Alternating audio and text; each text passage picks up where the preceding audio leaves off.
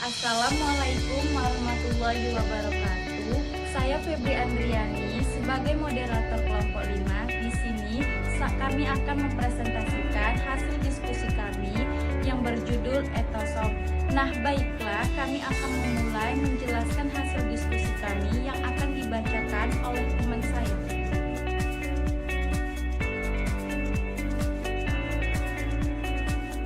Definisi Etosom. Etosom adalah suatu sistem pembawa berupa vesikel lembut dan elastik dengan komponen utamanya adalah fosfolipid, alkohol atau disebut juga dengan etanol atau isopropil alkohol dengan konsentrasi yang cukup tinggi yaitu 20-45% dan air. Etosom adalah pembawa yang non-invasif dan dapat mengantarkan obat ke bagian dalam kulit hingga sampai sirkulasi sistem. Selanjutnya, saya akan menjelaskan keuntungan dari Etosom. Ada beberapa poin. Poin pertama, Etosom dapat meningkatkan permeasi obat melalui kulit untuk dermal, transdermal, dan penghantar intraseluler. Dan poin kedua, berbagi molekul penghantar dengan perbedaan sifat fitokimia, hidrofilik, hipofilik, peptida, dan makromolekul lainnya. Dan poin ketiga, komposisi etosomnya aman dan komponennya dapat digunakan dalam farmasi dan kosmetik. Dan poin ketiga, etosom dapat diberikan dalam bentuk semi solid, misalnya gel atau krim. Dan tingkat kepatuhan pasiennya yang sangat tinggi. Dan poin kelima, tingkat pemasaran yang menarik karena memiliki teknologi yang tinggi. Dan poin terakhir, penggunaan dalam bidang farmasi, bioteknologi, kedokteran hewan, kosmetik, dan lain-lainnya. Baiklah, saya akan melanjutkan. Kekurangan etosom. Yang pertama, kemampuan menyerap obat dalam jumlah banyak. Yang kedua, hanya dapat membawa obat dengan dosis harian yang rendah. Yang ketiga, absorpsi tergantung ukuran molekul obat. Yang keempat, sistem penghantaran obat terbatas untuk obat yang paten. Yang terakhir, dapat timbul iritasi dan dermatitis saat penetrasi. Konsep formulasi dan preparasi sediaan etosom. Formula umum etosom merupakan fosfolipid, air, dan etanol konsentrasi tinggi. Selain itu, dapat digunakan propilen glikol. Fosfolipid yang digunakan bervariasi tergantung bentuk sediaan yang akan dibuat. Beberapa fosfolipid seperti diasteroril fosfatidilkolin, ek-fosfatidilkolin, soya fosfatidilkolin, dipalmotoil fosfatidilkolin. Selain itu juga dapat digunakan asam fosfatidik, fosfatidilserin, dan lainnya dengan kandungan sekitar 0,5% dan 10% W/W atau air dalam air. Preparasi sediaan etosom, contohnya preparasi etosom ekstra biji kopi. Prosedur kerja, penyiapan etosom.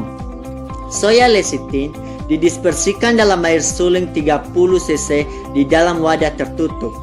Selanjutnya, dimasukkan ekstra etanol biji kopi dan dihomogenkan dengan magnetic stirrer pada kecepatan 750 rpm selama 5 menit hingga terbentuk sistem koloida.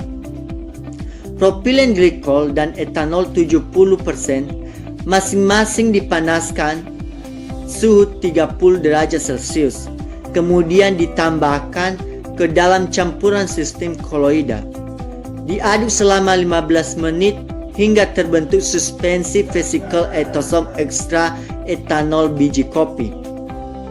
Ukuran vesikel etonom diperkecil dengan sonikasi selama 15 menit.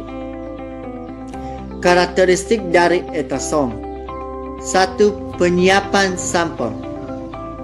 Suspensi vesikel etosom disimpan dalam lemari pendingin selama 2 jam. Supernatanya diambil untuk mengukur kadar total polifenol dan kafein dalam etosom ekstra etanol biji kopi yang tidak terjerat. Saya akan melanjutkan aplikasi dari etosom. Yang pertama itu ada golongan enzyme atau diklofenak, yaitu pengantaran selektif obat untuk membuat pelepasan yang diperpanjang. Yang kedua ada asiklovir, yaitu meningkatkan permeasi kulit, meningkatkan aktivitas biologi sebanyak 2-3 kali lipat, dan meningkatkan profil farmakodinamik. Yang ketiga ada insulin, menurunkan kadar gula darah secara signifikan dan membuat pelepasan terkendali. Yang keempat ada trihexyphenidyl hidroklorid, yaitu meningkatkan flux transdermal, membuat pelepasan terkendali, meningkatkan kepatuhan pasien, dan aktif secara biologi pada dosis yang lebih rendah dari dosis yang umumnya digunakan. Yang kelima ada antibiotik, cannabiol, dan erythromycin, yaitu meningkatkan deposisi kulit, meningkatkan aktivitas biologi, membuat pelepasan diperpanjang. Dan yang terakhir ada bacitracin, yaitu meningkatkan deposisi kulit, meningkatkan pengantaran intraseluler, dan meningkatkan bioavailabilitas. Selanjutnya anti-HIV zidofudin dalam ifudin meningkatkan deposisi kulit, meningkatkan aktivitas biologi 2-3 kali lipat, membuat pelepasan diperpanjang, mengurangi toksisitas obat, mempengaruhi histologi normal kulit. Yang kedua, azelaic acid membuat pelepasan diperpanjang. Yang ketiga, amonium glirikizanate meningkatkan deposisi kulit, membuat pelepasan tertunda, dan meningkatkan aktivitas antiinflamasi. Yang selanjutnya aplikasi lainnya ada targeting velos baseus, yang kedua pengantaran transdermal, yang ketiga pengantaran agar anti Parkinson, yang keempat pengantaran transseluler, yang kelima pengantaran topikal DNA, yang keenam pengantaran anti artritis, yang ketujuh pengantaran antibiotik dan antivirus. Mekanisme etosom. Mekanisme penetrasi kulit etosom itu sendiri belum diketahui secara jelas. Akan tetapi, mekanisme yang mungkin terjadi pada interaksi ini telah diusulkan oleh Toito et al. Pada tahun 2000, di mana mereka berhipotesis mengenai model bagaimana etosom itu sendiri dapat meningkatkan penetrasi obat melalui lipid stratum corneum seperti gambar berikut. Nah, mereka menyarankan bahwa efisiensi penetrasi etosom itu sangat baik dihasilkan dari kombinasi dalam peningkatan efek obat. Bagian pertama dari mekanisme ini dapat kita lihat pada bagian tengah gambar. Di sini, mekanisme ini disebabkan oleh etanol, di mana interkalasi etanol menjadi lipid interseluler, sehingga meningkatkan fluiditas lipid dan menyebabkan terjadinya kekurangan kepadatan pada multilayer lipid. Nah, dapat kita lihat kan pada bagian tengah gambar, dikarenakan dari efek etanol itu sendiri, sehingga terjadi kekurangan kepadatan pada multilayer lipid. Kemudian, hal ini diikuti oleh efek etosom yang meliputi penetrasi lipid antar dan permeasi dengan pembukaan jalur baru karena kelenturan dan fungsi etosom dengan lapis kulit, sehingga terjadi pelepasan obat di dalam lapisan kulit itu sendiri. Mekanisme penghantaran obat oleh etosom dapat dianggap berasal dari interaksi etosom dengan lapisan lipid pada kulit. Suatu mekanisme interaksi yang mungkin terjadi di lokasi yaitu yang pertama, efek etanol.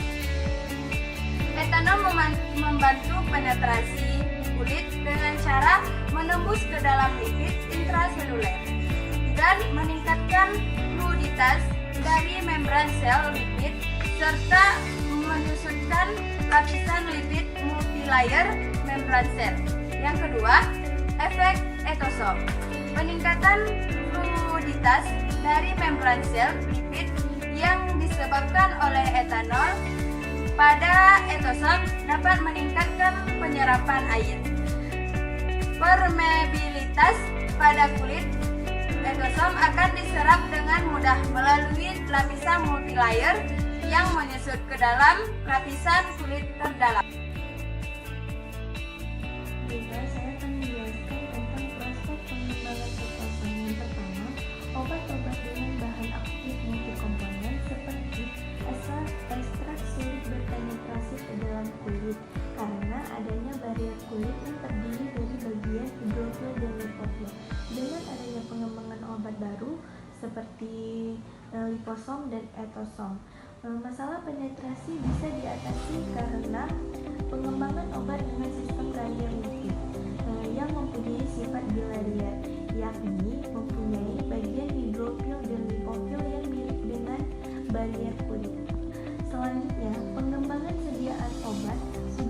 berkembang, pembawa obat bisa disebut dengan Drug Delivery System atau DDS. Dengan adanya pengembangan baru seperti liposom dan etosom yang mampu memberikan efek sistemik pada sediaan topikal akan mampu menyelesaikan masalah seperti efek samping.